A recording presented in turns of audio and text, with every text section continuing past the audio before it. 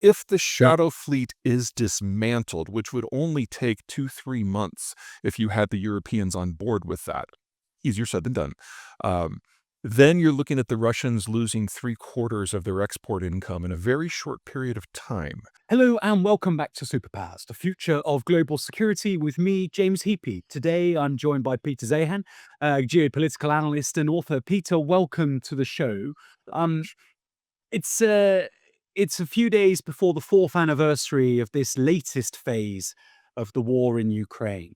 Um, so can we start by thinking ahead 1 year, and will we be on the fifth anniversary talking about an ongoing war or a war that is over? And if so, what sort of peace will exist? Let me preface this by saying that all of us, including myself, who saw this war as inevitable, made our predictions before it began about how it was going to go, and we were all wrong. And then we all adjusted 2 or 3 times since then, and we've all been wrong since. We're dealing with a geopolitical environment with a changing Europe and a changing United States. At the same time, we're dealing with a technological revolution and what warfare means. So keep that in mind. That said, yeah, we're definitely going to be in more or less this situation in 1 year. The big things that are in movement, right, are the American withdrawal from the system, which means that the financial and military weight of this has to be carried by the Europeans. But that has been the case for pretty much all of calendar year 2025.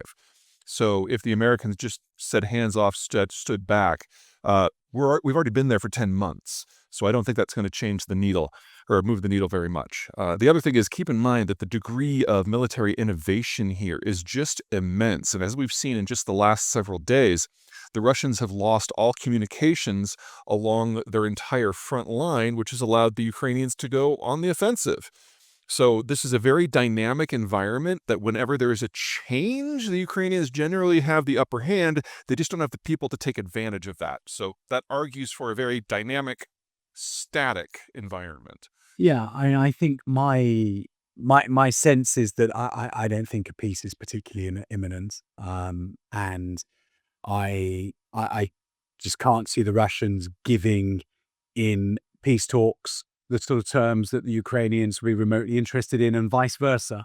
Uh, and and I wonder though whether, for all you say about the speed at which the Ukrainians pick up the technological opportunity, and I agree with that. Does Russian mass just ultimately mean that whatever the Ukrainians do, the Russians are going to keep on coming? For the Russians, this is an existential conflict every bit as much as it is for the Ukrainians, just with a slightly longer time horizon. The Russians have been invaded dozens of times in their history, and the corridor where they've always been most likely to be invaded is through either the Baltic Sea or the Northern European plain, which takes them right through Ukraine. And so from the Russian point of view in the post-Soviet world, they need to get back to some version of that Western periphery that they had under Stalin and Brezhnev and the rest. This has always been about that. This will continue to always be about that. So from the Russian point of view, any meaningful peace now means that they paid the price of a major war, but got none of the benefits. So this was always going to happen. This was always going to happen about right now, and it was always going to be the last great war that the Russians fought. They will push until they run out of men. And based on what we're seeing with the Russian birth rate, that's about another 5 or 6 years. That's striking. And you don't worry about their financial capacity reaching an end sooner? Because we've heard actually on the show in the last few weeks, some people making some quite bold predictions about just how fragile the Russian economy is, and that Putin's got a sort of year to win it or a year to end it. I I'm always skeptical about that sort of prediction. It just feels a little bit optimistic to me. It would take a fairly dramatic shift in both the internal and external environments in Russia for that to happen. I don't want to rule it out because so much of the hardware now does come direct from China.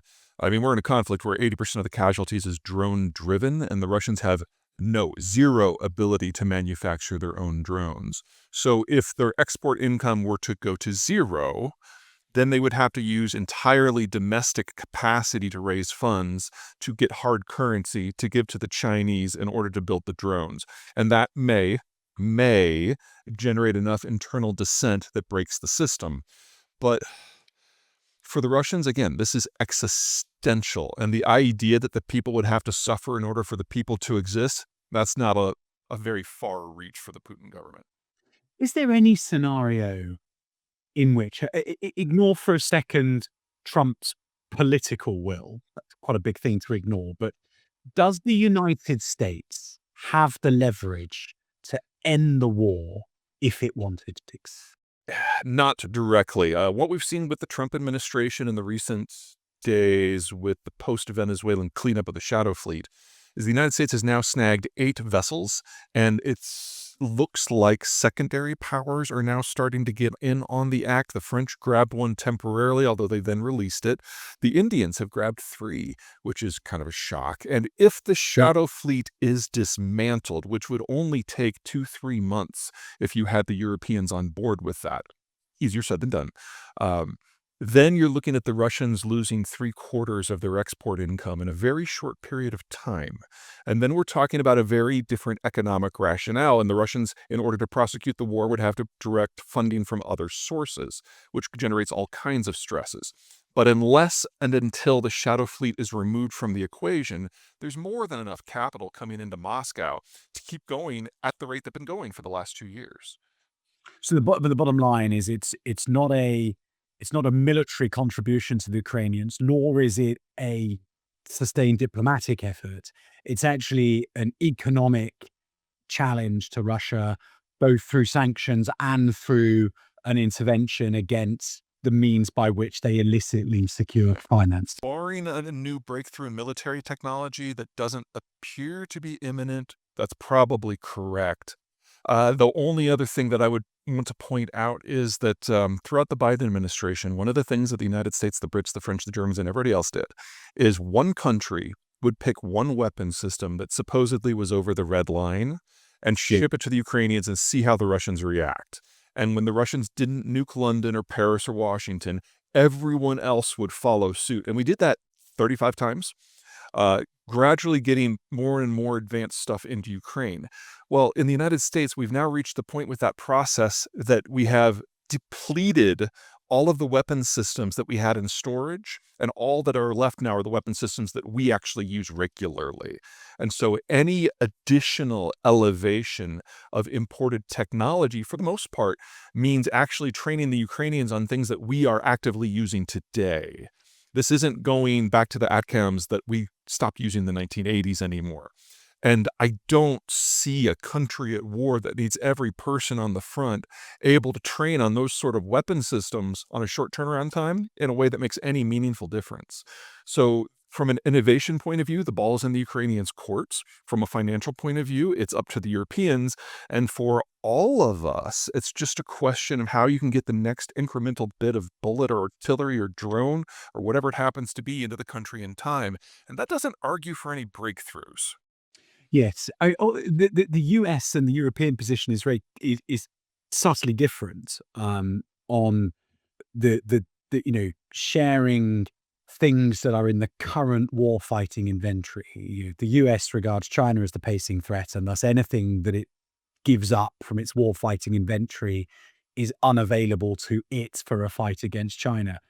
But for the Europeans who think of Russia as that pace setting threat, there are a number of people, not least the former UK Chief of the Defence Staff, who used to very eloquently set out that, look, you can hold on to all of your warfighting inventory if you want, or you can give it to the Ukrainians and the Ukrainians will degrade the pacing threat. And, you're up against a lesser threat in the end. So that's a risk that's worth taking. My sense there, and you reflect on a time when the international community was acting with such unity and urgency, and that really hasn't been the case for 2 years now. When people were willing to take those risks and arm the Ukrainians, I wonder whether I accept your point that this is all about the Ukrainians grabbing at the right technology and trying to find decisive advantage. But I just wonder if the Europeans should get back in the game, not just of funding that, but of actively handing over what remains in their own inventories too? Well, unlike the United States, that has been spending more than 4% of GDP on defense for quite some time, the Europeans haven't. And so there just isn't the volume that would be necessary to do what the United States has done. So we've basically taken 30 years of discontinued inventory and bit by bit handed it over. We're running out. In Europe, that inventory never existed, and in the post-1992 world, most European countries simply stopped spending on defense in any meaningful way. They slimmed down their personnel, they stopped doing acquisitions, everything they have is 30 years old, and only now are they starting to spin defense lines back up. But here's the thing. The defense lines that they had 10, 20, 30 years ago, even if they can spin them up, have already been proven to be inappropriate for this sort of war in general. And so one of the most fascinating things I'm seeing is we finally had this turning of the page in Germany in particular, where they realize that history isn't over and military force is not irrelevant, and they need to spin up their weapon systems again, but they know that things like the Leopards or the Eurofighter are just not the right tool, so they're working with the Ukrainians on developing the capacity to mass-produce drones. And so Rheinmetall, the company that has agonized American automakers for decades, is suddenly in the process of retooling most of its facilities to make military tech. And it's military tech that didn't exist 5 years ago. So there's a very real scenario here to consider that a lot of the European countries are today beginning to make military equipment that is far more appropriate for their strategic needs and threats than anything that they have bought from the United States since the Cold War. Really interesting. Let's get your sense on Trump's patience with all of this. We have seen him and Zelensky having a quiet moment in the corner of St. Peter's Basilica. We have seen him roll out the red carpet for Putin in Alaska. He has been on the bus, off the bus almost weekly throughout his presidency thus far. He is inescapably the key player in all of this, unless it is simply just a fight to a standstill between the Ukrainians and the Russians and leave them to it. If the international community is going to have any impact, it's under the guidance and leadership of the President of the United States. How much longer does Trump stay interested? I would argue there is no international community. So you've got the Russians, the Chinese, the Europeans, and the Americans, and those four blocks determine how everything that matters in this conflict goes. Anything beyond that is window dressing, as we've seen over and over and over these last 4 years. The burden is with the Europeans, perhaps with some assistance from the Americans, and the U.S. is still providing targeting information and intel, which is important, and developing that capacity is not something you do quickly. But to your more specific question, when you're looking at what is coming out of the American White House, you got to make 3 considerations. Number 1, Trump is mercurial. He is easily convinced. He is easily unconvinced. He has a conversation with one person that nobody else knows about, and it changes his mind about everything, and he goes off. Sometimes he doesn't have a conversation with anyone. He just changes his mind. Incredibly mercurial. Piece 2. Steve Witkoff is the person that Donald Trump has decided to trust with foreign affairs, especially with thorny negotiations. And Steve Witkoff is a slobbering moron who knows nothing about the world and is proud of that fact. So if Steve Witkoff is ever the point man of a negotiation, you know that whoever those talks are with are basically pouring propaganda in his mouth. He goes back to the White House, vomits it out on the floor, and that is policy. Because Trump doesn't care enough to find out. He doesn't trust the foreign policy institutions in the United States, the ones he hasn't gutted already. Which means 3, the question is whether Witkoff is alone or not. So when you see people like Jared Kushner or Marco Rubio escorting Witkoff to a negotiation, that's different. Because that means there's somebody who's not an idiot in the room, and you're going to get a more balanced play that comes back to the president. And you can trace almost every knee-jerk response that Trump has made back to Witkoff being alone in the room with other people. At the moment, I don't want to jinx it, but at the moment, Witkoff seems like he's not being allowed to travel alone. And so we've seen a lot more sanity in American policy at the top in recent months. I don't want to promise that that's going to last. Well, so I certainly thought, I was in Munich last weekend for the security conference, and I think everybody went with a bit of trepidation, to be honest. And yet Marco Rubio came instead of the vice president, who traditionally speaks for the US at the Munich conference. Um, and Rubio made a very the content, the nuts and bolts of it were no different. You know, the US foreign policy remains what the US foreign policy was, but Rubio made a real effort to be more of an ally and a friend than Vance had done 12 months earlier. And I thought that showed an awareness within the administration to think to send Rubio to just not necessarily rebuild bridges, but at least to put out the fires that are raging on those bridges. Um, yeah, but you've just prompted me to think. Well, Rubio is he's a smart guy. He's a bit more worldly than the rest of them. Uh, he is the national security advisor and the secretary of state. What is his relationship with Witkoff? Who is the key guy really in US foreign policy?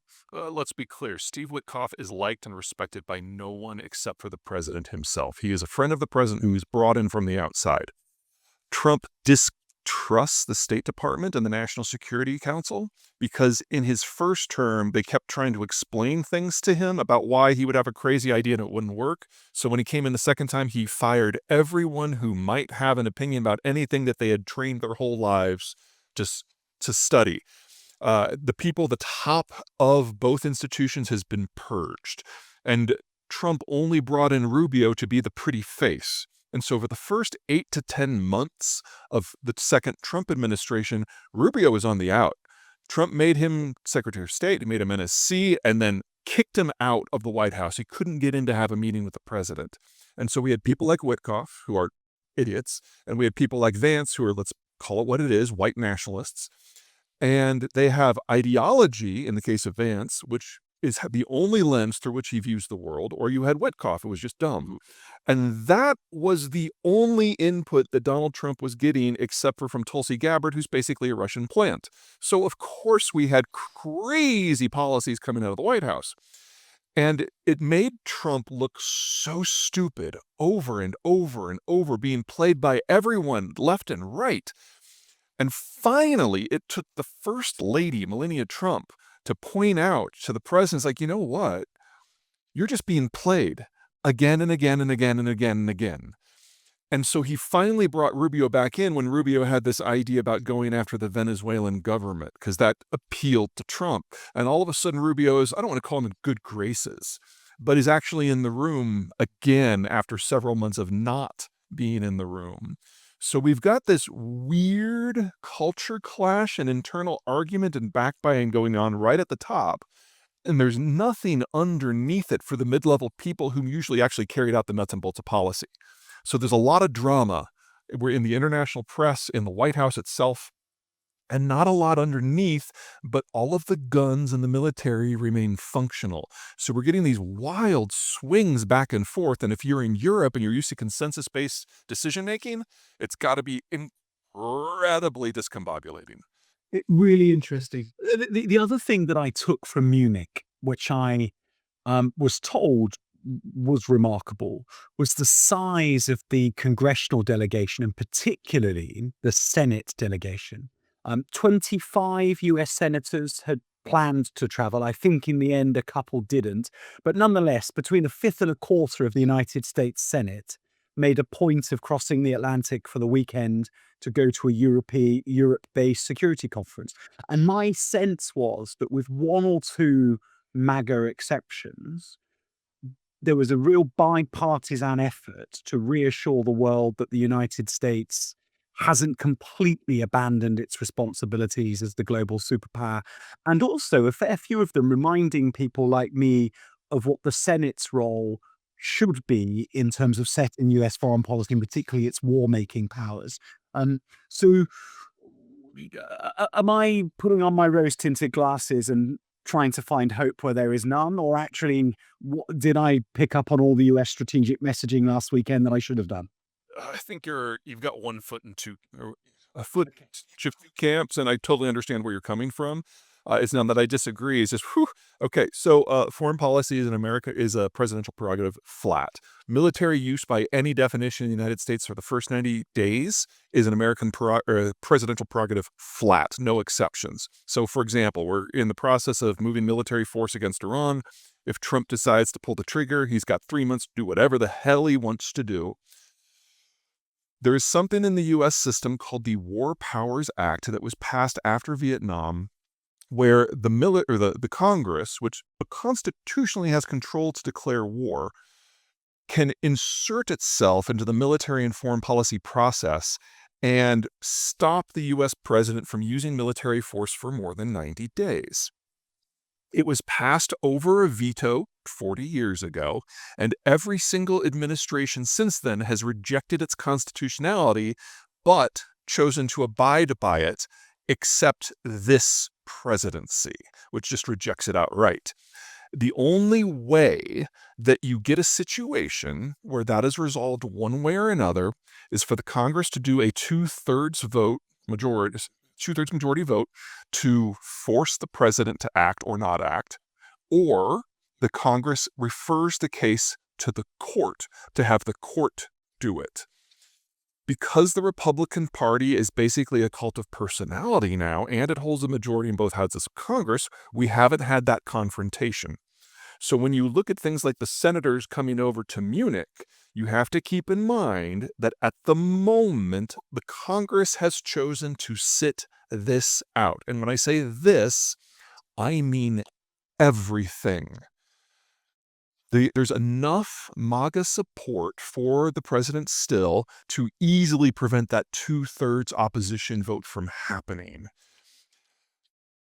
And with every election we go through, MAGA gets stronger in Congress and the more traditional Republicans get weaker. And at this point, I would argue that they are in the minority in their own party now.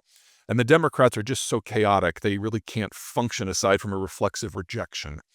So what you saw at Munich was the old school Republicans who had basically run the party since the Cold War started doing kind of a last gasp for relevance. And they really, really turned up for the Greenland situation, for example, thank God, because that would have been the end of the entire American position globally overnight had that happened. And they realized that. And someone was finally able to convince Donald Trump that that really was a truly, truly wretched idea. But who knows what the next one will be. Depressing to hear that. I must admit, I came home much more hopeful than I flew out, because I thought like the US was making a conscious effort to strategically message, but if actually what I saw was, a bit of stroking of the ears from the White House by sending Rubio rather than Vance, and otherwise just a vanquished rump of the Republican Party hankering for a yesteryear, then deeply depressing. And I also agree. I couldn't find consensus within the Dems other than their view that everything Trump does is nuts and wrong and embarrassment to the United States. But when you say, okay, well, what would a democratic foreign policy look like? Would it bring with it transatlantic re-engagement? There was no consensus. And actually, given that their priority is domestic politics and re-winning their support base in the Rust Belt, it felt to me that their sort of trade policy was not at all dissimilar to what Trump would advocate. Not even a little bit. The bipartisan consensus that shaped American foreign policy during the Cold War and the containment era, it's not that it's gone. It's just that it was never adapted for the post-Cold War environment. We had 7 elections in a row where the more populist candidate won, and that includes the transition from Trump 1 to Biden to Trump 2. The two Trump administrations are very different. And unless and until our parties reconsolidate into a new form, which they will do in time, we're not going to have meaningful foreign policy debate in my country. And that means that whoever happens to be at the top can make decisions with very few restrictions. And so love Donald Trump or hate him, you can't deny that he is the most consequential president in modern history, because for the first time in a century, Foreign policy is made by one person. There's barely even input, much less checks. And he is about to start a war in Iran? Again, Donald Trump was mercurial, who knows? But it does look like we're going to be bombing them within a couple of weeks. The amount of force that is going in there is for a prolonged campaign. And what the Trump administration is demanding of the Iranian government are things that basically amount to strategic surrender. No missiles that can reach Israel, no enrichment of any type, and no funding for paramilitary groups throughout the broader region. This is the strategic policy of Iran. And if they agree to that, they know they are condemning themselves to basically being a backwater satrapy. Now, in defense of Trump, I don't say this very often, this has been the position of the United States going back to the Ayatollah, the idea that those three things have to go away. And from Iran's point of view, they can't go away. So we're just finally getting to a point where someone looks like they're willing to call the other one to the carpet and have a throwdown. And that seems to be where we're going soon. And the US public were quite supportive of Trump's sort of, no more wars, bring the boys home. US can pursue its means and achieve what it needs to achieve without being the world's policeman. And yet here we are with Trump arguably about to start the most dangerous of all of America's Middle Eastern wars over the last sort of 20 or 30 years. Um, like what? I can't believe it will play well domestically. Depends on how long it lasts. If you remember last year, the U.S. military was deployed to the Red Sea to go after the Houthis, which we discovered that going after a bunch of people who lived like rats in tunnels with a navy was perhaps not that's not the right tool for the job. And the right tool for the job is something like the Afghan occupation that we really didn't want to do again. So Trump gave the U.S. military 30 days to end it. And in 30 days, when it was over, he just declared it a success and went home. It could be something very much like this. But the Iranians are not rats living in tunnels. They have a developed infrastructure. There's a lot of things you can hit that will throw them back 50 years if you really want to. Will that solve the problem? No. Will that end Iran's meddling in its neighbors' capacities? No. Will it destroy the nuclear program? No. But wow, you can level a lot of shit. So from the American point of view, before September 11th, 2001, it was always safe for the American president to go and bomb something in the Middle East because they couldn't strike back. What we got wrong was the more chaos you create, the more of these fringe groups like Al-Qaeda that could form, and they can throw Hail Marys, and it only takes one to hit. And that's what happened to us on September 11th, 2001. It is the nature of America to forget. And so it appears now we're back in the 1950s, starting this cycle all over again. And it doesn't matter to us until that Hail Mary hits. And it probably won't hit during this administration. It's the Iranians have the capacity to really hit the US strategic interest around the region. Well, through all their networks of proxies, I would argue. And I know that the US has done plenty to reduce its footprint and harden its remaining Middle Eastern bases. But a determined Iran has still got plenty of US military presence and other US interests in the region that it could go after. And I wonder whether I can't see this just being a bombing campaign that Trump gets to go home from at the end and declare victory. The Iranians will push back. For what it's worth, I agree with you that this is a long time coming, and it's about time that someone actually did something about an Iranian regime that's deliberately sought to destabilize the region for decades. But I think it would be naive to think that it can just be done from aircraft carriers and the Iranians don't get a vote. They absolutely get a vote. So let's look at the things they can do. If they go after U.S. military bases, and you are correct that there are some there, but there aren't nearly as many as there used to be. And the bases that we have are no longer about projecting ground forces like they were during the Iraq occupation. They're much smaller. They're much more consolidated. They're far easier to defend. And so you're really just talking about a few missiles cooking off. And for every missile that cooks off, you have to consider that the United States will retaliate by hitting 60 targets, because that's about the ratio we're looking at here. So it's not that the Iranians can't make the United States bleed a little bit, but the counterstrike is going to be immense. Second, energy. The U.S. is now the world's largest exporter of refined product. We export more gasoline, jet fuel, diesel, and the rest than Iran has ever even produced crude. So if this turns into a real fight, one of the first things that's going to go down is a place called Karg Island, which is Iran's only export point. It's not on an island. It's not even connected by a bridge. It's out in the Persian Gulf. The United States could take it out in 5 minutes today, even without the forces that are coming in. And then all of a sudden, Iran's foreign export earnings drop by 90% in a day and never recover. They can't maintain the militias that they do around the Middle East without that cash. So you're talking not about the Iranians losing the ability to stir the pot, but no longer being able to bribe politicians, get weapons into the right hands, keep ammo flows going, keep drones and Shaheds coming. Everything that undergirds the Iranian position does require money, and the countries that would be most likely to help Iran are Russia, which needs every scrap and bullet it has in Ukraine, and China, who is not going to get in a dick measuring contest with the United States and the Persian Gulf when they can't even get a ship there. That just leaves the nuclear program. Now, it's been hardened. It's been dispersed. The ability of the United States with an air campaign to end it is functionally zero. But if you hit every technical university, and remember, this is a very different administration, has a very different view of human life.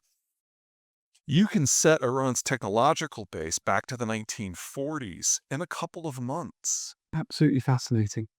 Well, I mean, it'd be interesting to see what happens this week. As you say, he may yet change his mind. Absolutely. It's like nothing strategic has changed in the last 5 years, except for the fact that we have a different president. Can I ask you, you've been doing some interesting stuff. We spend a lot of time on Superpowers talking about the adversary and often then kind of considering the adversary through a US lens.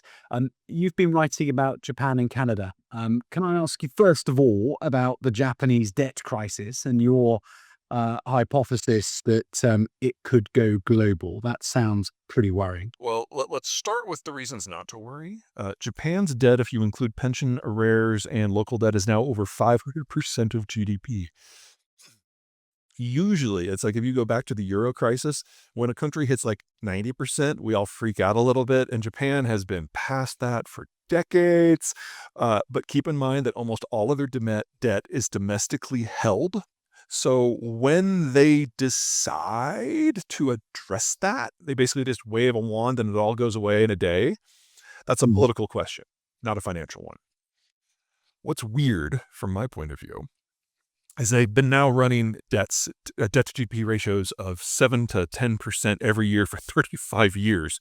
For some reason, people are starting to think that Japanese government bonds are a good investment, which is just moronic. And so we're now starting to see that spread out to the wider world at the same time that the global baby boomer cadre in the first world has all retired. And so the world's biggest tax-paying class ever has now become a tax-taking class in every major country in the world. And everyone is now on a Japanese-style debt binge that will not let up until something breaks. So the Japanese are, and let me rephrase that, everyone else is allowing the Japanese system to be a fuse to their own debt bombs. And that links us all together in a globalized manner that is not what I think any of us signed up for when we started down this path 70 years ago. So I am concerned more than I used to be because it's no longer an isolated incident that has a pre-existing method of dealing with it. It's now in everyone's system at the same time as everyone is happily skipping down this debt-laden pathway. The United States, of course, is doing its part. We now have a budget deficit that means that we're adding over $1 trillion a year to the debt, and that is in the process of rising pretty dramatically under this administration. And what's of China? I mean, does the Chinese economy look similarly fragile? I mean, China owns a lot of other countries' sovereign debt, does it not? It does. It's getting a little hard to get a read on China. They have basically executed their way through their statistical system, so there's very little left that comes out anymore. And for people who need data, they're now saying, oh, well, there's no bad data, so everything must be fine. Oh, my God.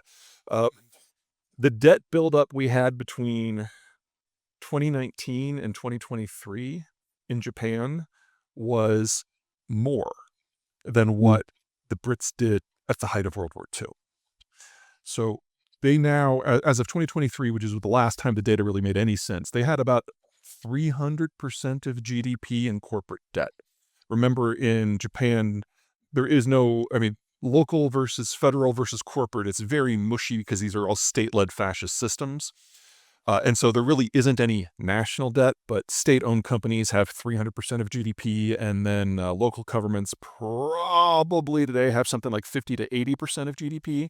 So they're already past in terms of total debt the entire first world with only Japan ahead of them. And Japan, for its faults, is a first world economy with a lot of industrial base that is very high value added. And they're not a major trading country anymore. They've slimmed down that exposure since 1980. They're actually down with the United States as a percentage of GDP that they're dependent upon the outside world for. That's not the case for China. So in China, you've got one of history's fastest building debt bombs. It's the largest build of debt in absolute and relative terms in human history. And some people think since there's no more data on it that it's just gone away. Uh, I don't find that very realistic, and that's before you consider the demographic crunch that suggests that this system only has a few years, single-digit years left anyway. About the only bright spot I've got for you on that point is, again, the debt is for the most part held domestically, and anyone, honestly, who is buying any sort of Chinese debt these last 5 years, they deserve to lose everything. uh, this is getting depressing, but you've been writing it at a bridge in Canada. You never know where we're going to go with you, do you? Yeah, so the Ambassadorial Bridge, which was built decades ago between Detroit, which is in the U.S. state of Michigan, and Windsor, which is a Canadian city in the province of Ontario, has been the greatest period of economic interchange in human history for every year since it was built. That's where most American Canadian trade goes through, and despite what most Americans think, or even most Canadians, Ontario, and to a lesser degree the rest of Canada, is actually more tightly integrated into the United States economic network than any two countries on the planet. In fact, Ontario and Quebec and Manitoba and Alberta and the rest all are more integrated with the United States than they are with one another. The trade is north-south, not east-west. But the bridge has been there for decades, and it needed to be upgraded. And if once NAFTA 2 kicked under the first Trump administration, the integration of the auto sectors got even bigger, and so there's more and more and more and more and more flow. So the question has always been, how do you do that? And the easiest solution was to build a second bridge, and the second bridge is now built, and it's supposed to operate later this year. And then the Ambassadorial Bridge will be slimmed down, go through a refit, maybe put into a standby phase. Anyway, the United States Commerce Secretary, who is desperate to be corrupted. One of his buddies is the guy who owns the old Ambassadorial Bridge. And that guy has been campaigning against the new bridge ever since the idea popped up 15 years ago. And so he finally sat down with our Commerce Secretary, explained why this was horrible. And then the Commerce Secretary sat down with Trump, and Trump's like, if this new bridge is going to happen, the United States has to own it. It's a really dick move, but Canada has no option here. So whatever specific deal the Trump administration demands, they'll probably get, because every other piece of trans-border integrative infrastructure that has ever been built between Canada and the United States, we have made Canada pay for it because we know that they need it more than us.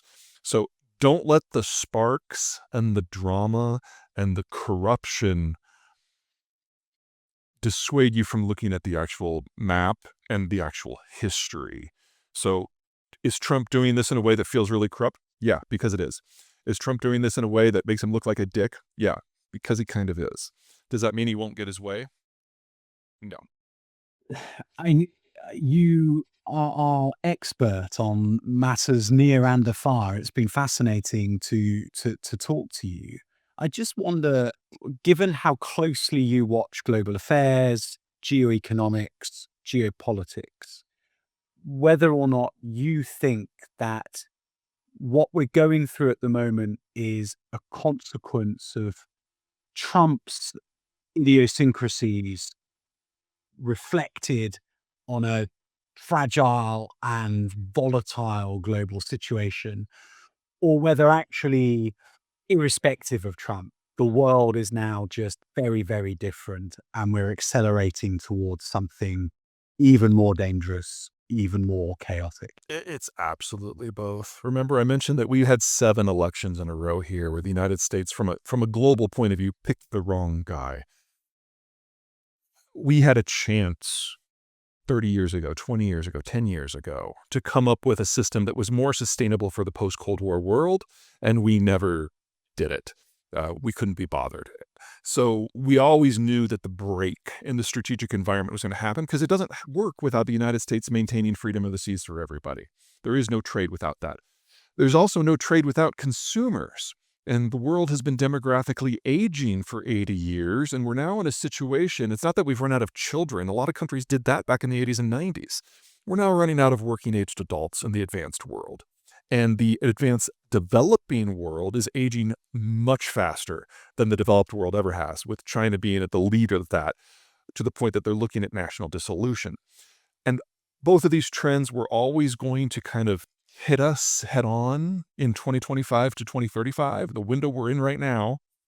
What Trump is doing is compressing the time frame towards the front part of that window. So we were always going to get here. We were always going to get here about now, but it didn't mean that we had to get there this fast. If you give somebody 10 to 20 years to adapt, they can. If you give them 3, not so much. Well, I'm about to live out my newsreader dreams because whilst we've been talking, Peter, there's some breaking news, which won't be breaking news by the time our viewers actually get to see our video. But for you and I, this is a live reaction to the fact that the Supreme Court has just struck down Trump's global tariffs. And and the justices have found that Trump has overstepped his authority when he invoked the International Emergency Economic Powers Act to impose the tariffs. What's your reaction? What was The producer is now writing the vote was 6-3. 6-3? Okay. I know which 6, I know which 3. All right. The Trump administration has gone out of its way to ignore the courts repeatedly. This will be the first time it has attempted that with the Supreme Court, however, which means that this is a congressional prerogative. And if those old school Republicans are going to get their shit together, this is the issue that they will do it for. I find that unlikely.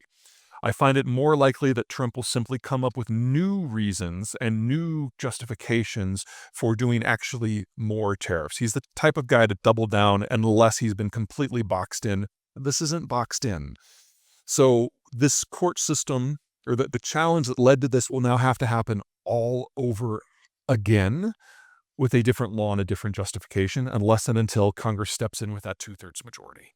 Yeah, I mean, I don't know whether this is speculation by those reacting to the news or whether this is part of a court judgment in its own right. But apparently the government might be forced to refund billions made in tariff revenue. Well, but the problem with that, Peter, as an ex-politician, is that if the court had said the president overstepped, Congress owns it as a policy area, scrap the tariffs, and everybody get back to Congress owning it, that would be a politically tenable position for Congress to adapt.